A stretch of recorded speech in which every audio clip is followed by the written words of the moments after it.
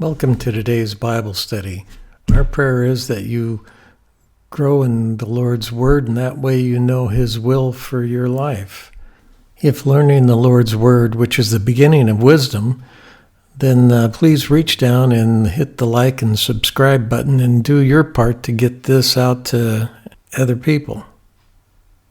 Whoever says, "I know Him," but does not do what He commands is a liar, and the truth is not in that person. 1 John 2:4 from the ESV Bible. Context. Continuing from verse 2:4, John discusses how critical it is to obey God. Throughout the Old Testament, obedience to the commandments of God is the most common thread. Jesus does not change his priority in the New Testament.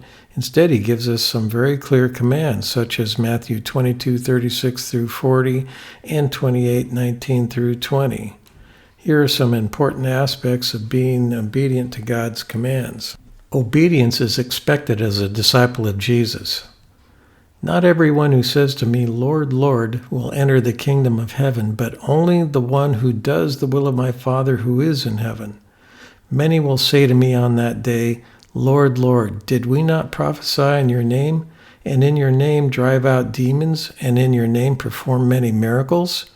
Then I will tell them plainly, "I never knew you. Away from me, you evildoers." Matthew 7:21 through 23. Obedience to God is not a requirement for salvation, but it's a response to salvation.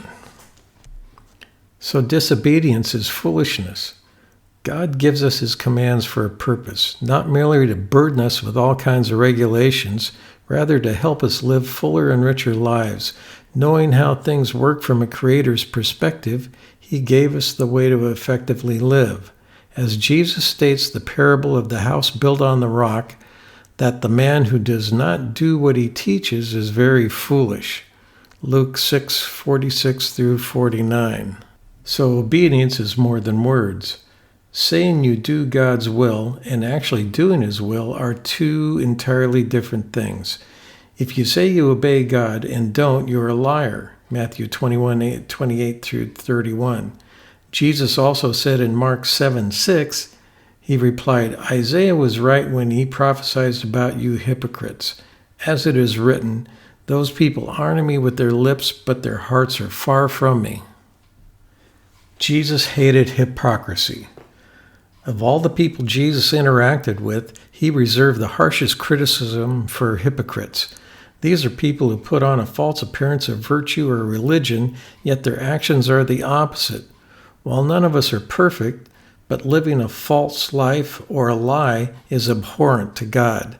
In Matthew 23, Jesus calls out the hypocrisy of the teachers of the law and Pharisees, pointing out that they were like whitewashed tombs which look beautiful on the outside, but on the inside are full of bones of the dead and everything unclean.